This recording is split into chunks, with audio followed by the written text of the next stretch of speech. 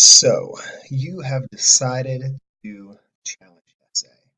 Congratulations. I hope you're up to the challenge. Now, if you're doing this essay, what I am expecting is that you are an A student, you are an honor student, you are the sort of student that does really well on essays. You like a challenge and you like working hard and getting that grade. So that's for you. If you're not an A student, don't consistently get A's on your essays, then this probably is not the essay for you, and you should do the regular essays. All right, now, but if you are going to do these, then if you are going to do the challenge essay, one, you need to get permission from me. You can either talk to me in class or email me and get permission, and then you'll be allowed to make an outline, which then you will be able to use on the day of the exam, but you need to get that to me ahead of time by the date I tell you so I can check it. And then in the exam instructions, I'll say these students that I gave permission to will be allowed to use their outline that I've given approval for. So one page, so front and back, one page. And the reason I let you use the outline is because you have shown yourself to be capable of mastering the information. So I'm not interested in how much you can memorize. I'm interested is if you can explain to me how it all fits together. So I don't want you to spend your time memorizing stuff for the SSA. I want you to practice and try to figure out how as many connections as you can.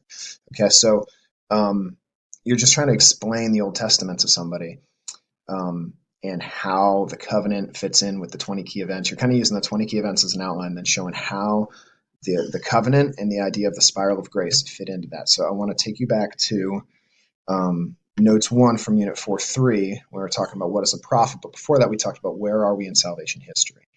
And I've used these 3 frameworks to try to explain how to kind of fit the Old Testament in a nutshell. And I want you to try to explain how those 3 things fit together. So use the 20 key events and explain how the 20 key events show the spiral of grace, how the covenant shows the spiral of grace. So you're connecting Abraham to David, to Moses, to Jesus, this development of the covenant. You're showing how it all goes through, how it all fits into that spiral of grace, how the 3 promises to Abraham and the law and the Messiah, how all that fits together, and the prophets, and how all that predicts Jesus, which is the last stage of the spiral of grace, and the last of the 3 promises. So that's what I'm looking for you to do, is to show me how it fits all together. I'm not looking for the amount of information.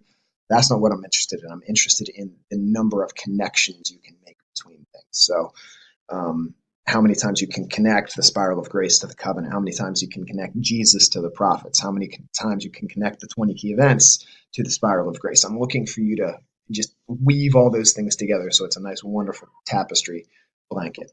Okay, that's what I'm looking for. So send me your outlines, and hopefully that'll help you. I'm also going to link to a talk that I gave. It was a talk I gave to some adults, and I'll include in the description of this video a link to that talk I gave. It's about an hour, but it goes through all this stuff, and it might be helpful for you to listen to if you have the chance. So good luck. I believe you can do it. You have been given all the tools you need. Now it's your turn with your utility belt of Old Testament knowledge that I've equipped you with over the year to go out and slay the dragon. So good luck. Let me know if you have any issues. God be with you, and yeah, peace.